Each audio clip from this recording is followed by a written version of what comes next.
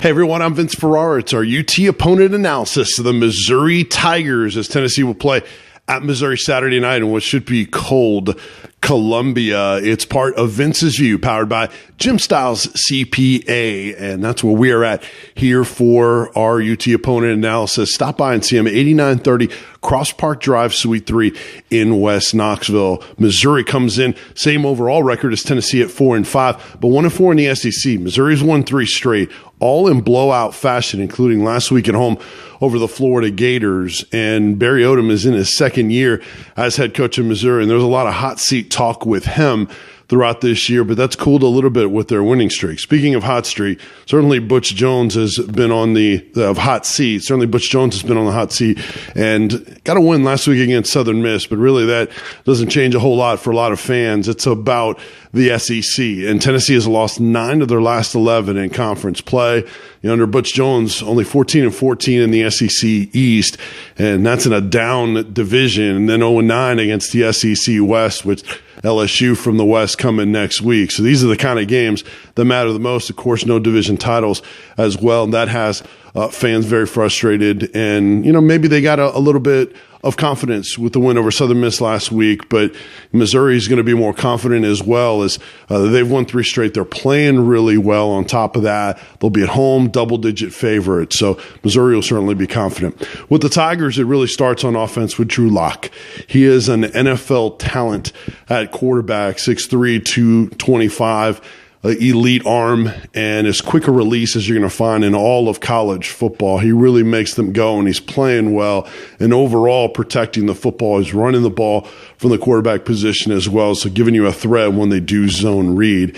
And he leads the nation in passing touchdowns with 31.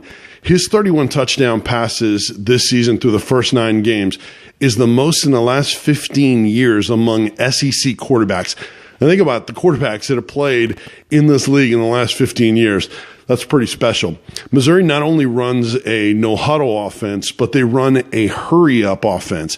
And the reason why they're able to get off so many plays is because they actually get up, snap the ball, and they align the same way, oftentimes play after play.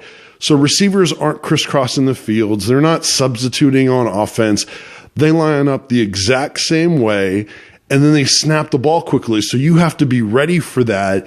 It's not just get up to the line and then look over it. They'll do that sometimes and change a call, but oftentimes it's lining up the exact same way and running different plays off of it. And that's something I've been wanting Tennessee to do for years, where they would do the substituting and the crisscrossing and changing formations drastically every play. That's how you can take advantage of the pace and use it to your advantage, is to line up the same, run different plays off of it, and snap the ball. Missouri does a really good job of it when they are in rhythm. Now, Missouri on offense, they've got 3 very effective running backs, and is a really good group of wide receivers led by J'Mon Moore, who was a 1,000-yard receiver and led the SEC as a top returning receiver from a year ago in the SEC. And he's 6'3", 205. It's going to be tough for Tennessee to deal with. And then, obviously, they've got a lot of talent on the offensive line. They've much improved, and they've pretty much pushed around the Florida Gators last week. Also, for Missouri, they'll run a lot of 2 tights. They'll run them on the wings, 3 wide receiver looks, and again, and just for pace, they'll keep those in the same position. Now on defense for Missouri, and they were abysmal, obviously, at the end of last year and then earlier this year, but they're much improved. During this winning streak, they're averaging almost 10 tackles for loss per game, and that's something that Tennessee has given up a lot of. And it really starts in their front. They're getting a lot more pressure on the quarterback, and junior defensive tackle Terry Beckner Jr. has been dominant. And in this stretch, he has really been the catalyst for them getting those tackles for loss, getting more pressure on the quarterback. Remember, he was the number 1 overall player in the 2015 class, and he's finally playing up to that. They also had some personnel changes on defense. They moved some guys around, moved a safety down to linebacker, and also got guys back from injury, from suspension. So they're playing fast in that base 4-3 and really getting after the quarterback. Colt Kublik, who is sideline reporter for the SEC Network, he's working this game, by the way. He loves Trey Smith, by the way. He is absolutely on top of Trey Smith and breaks his tape down. But he said that Tennessee's offensive line told me that Tennessee's offensive line is going to have their hands full against some Missouri defense that's playing really well. Now, keys to the game. One, a 100% Jared Garantano, a quarterback. Is that possible? I don't know. But if he's playing, he's got to be able to be mobile, because that's been a big factor for Tennessee in their offense when they have been clicking, is having a mobile Jared Garantano. If he can't move and protect himself in the pocket and escape and try to make plays, or at least be able to effectively keep it in the zone read, it's going to make it tough. And you might see a very anemic Tennessee offense. I know it hasn't been spectacular anyway, but I think that's their best chance to have an effective offense is a healthy Jared Garantano. Two, the running game. They need the running game to carry this team during this game for a couple of reasons. One, you have young quarterbacks. You want to be able to play action off of that and pick up first downs on the ground so they're not putting too much on Garantano, or if Will McBride has to play as well. And two, your two most explosive offensive players are John Kelly and Ty Chandler. Play them together. I asked Larry Scott about it this week. He said it's absolutely a priority to have them play together, but they have to be ready, all that kind of stuff. You got to play them. Even if they're decoys, you got to have them on the field together. So I think for Tennessee to be effective and make Missouri defend both of those guys, you need them in the game together, and you need that ground game going. Three is special teams. Two of the best punters in the country will be on display, top 10 in a lot of categories. You know how good Trevor Daniel is for Tennessee. But Missouri's punter, Corey Fatone, he's one of 6 players on Missouri's roster from the state of Tennessee. He's really good too. And Trevor Daniel said that he's friends with Fatone, and field position is going to be important in this one as well.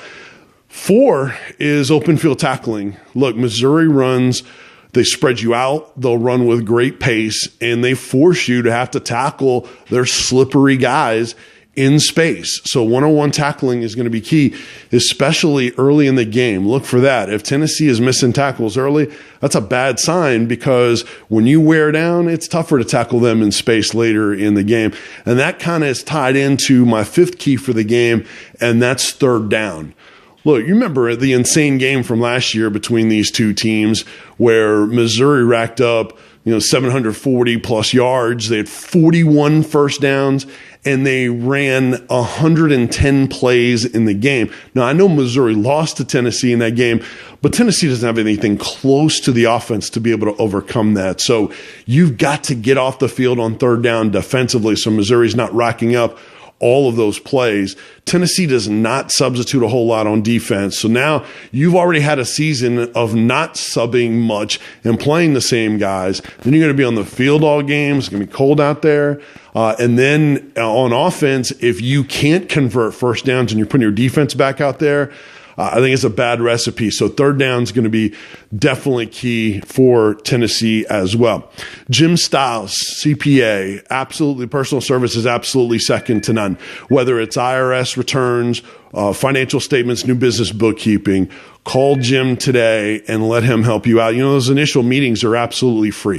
694-4484, 694-4484. Call today. Let him help you out. Get you ready for those tax returns, which you'll need to do here just in a real short time. And then also they're on their website. You can find out more at jimstylescpa.com. All right, you guys enjoy the game. Be sure to go to sportsradiownml.com, go to the blog section, and look for Vince Ferrara, my blog, powered by Jim Styles, CPA. And then we'll have much more coming up the rest of this week on the NFL, on the former Vols in the NFL, SEC predictions. Pretty good record. Check that out. And then much more in getting you ready each week for the coming football games, including Tennessee. We'll preview LSU next week. I'm Vince Ferrara. It's our UT opponent analysis of Missouri. Thanks for watching.